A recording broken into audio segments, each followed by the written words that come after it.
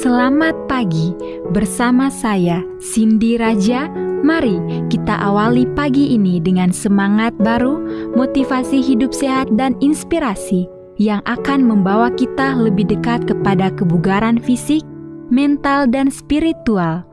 Perubahan kecil dalam hidup kita hari ini bisa menjadi langkah besar menuju umur panjang yang penuh kebahagiaan.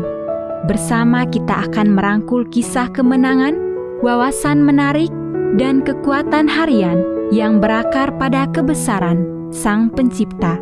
Tetap bersama kami di program Renungan Pagi, di mana setiap kata adalah dorongan untuk hari yang lebih baik.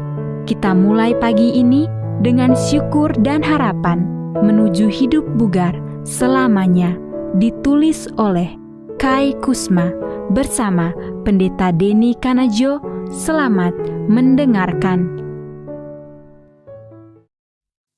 Shalom. Selamat pagi para pendengar yang diberkati oleh Tuhan dimanapun Anda berada saat ini. Kita akan sama-sama mendengarkan firman Tuhan melalui audio Renungan Pagi pada tanggal 3 Mei 2025 dengan judul Karya Doa. Sebelum kita melanjutkan bacaan renungan kita pada pagi hari ini, kembali saya mengajak semua para pendengar yang setia untuk berdoa bersama-sama. Bapa kami yang bersemayam di dalam takhta kerajaan sorga, terpujilah nama-Mu ya Tuhan. Pada pagi hari ini kami akan mendengarkan kebenaran firman Tuhan.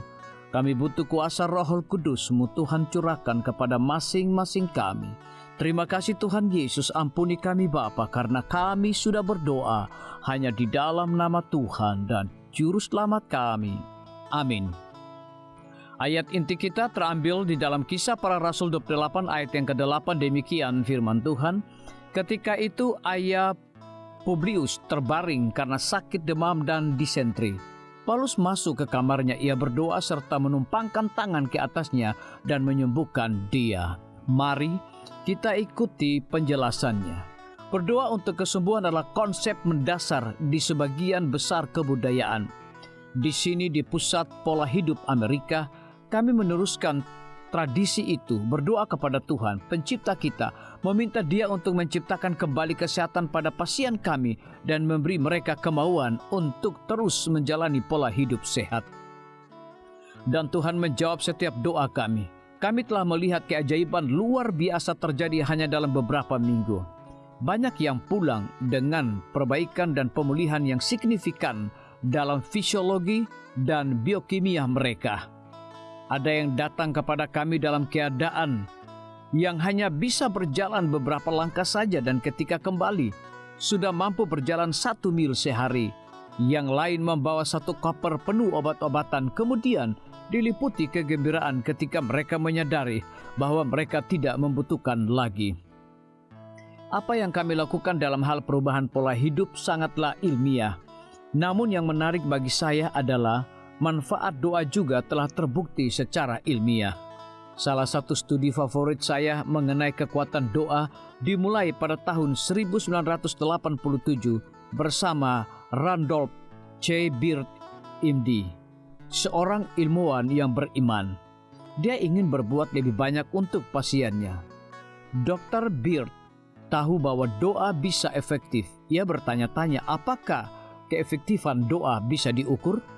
Dr. Beard merencanakan dan melaksanakan studi ilmiah untuk menentukan apakah seorang yang didoakan selama sakitnya atau setelah operasi akan pulih lebih sempurna tanpa rasa sakit dan lebih efektif dibandingkan pasien serupa yang tidak menerima doa syafaat.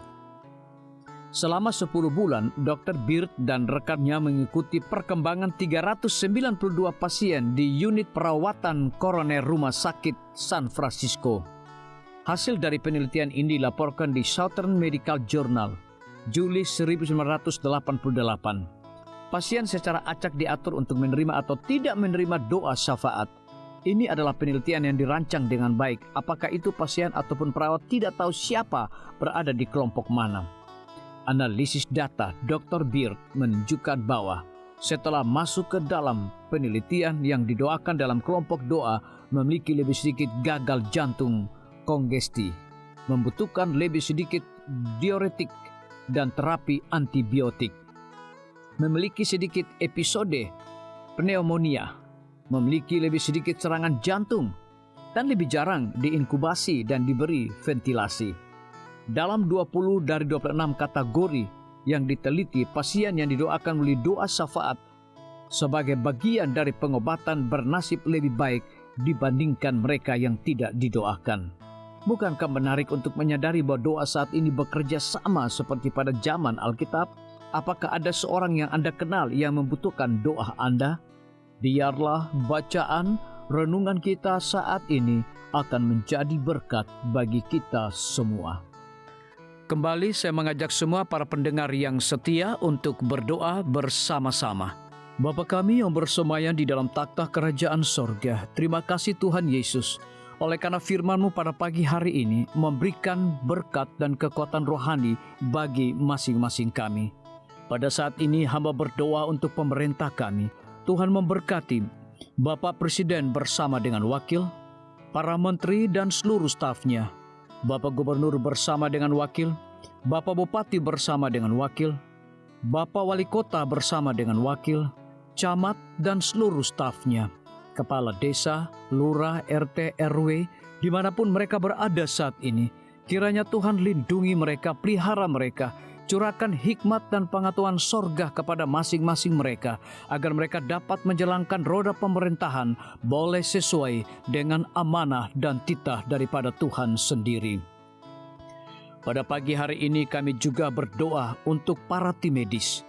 Tuhan berkati dokter, perawat, bidan, farmasi, nutrisionis.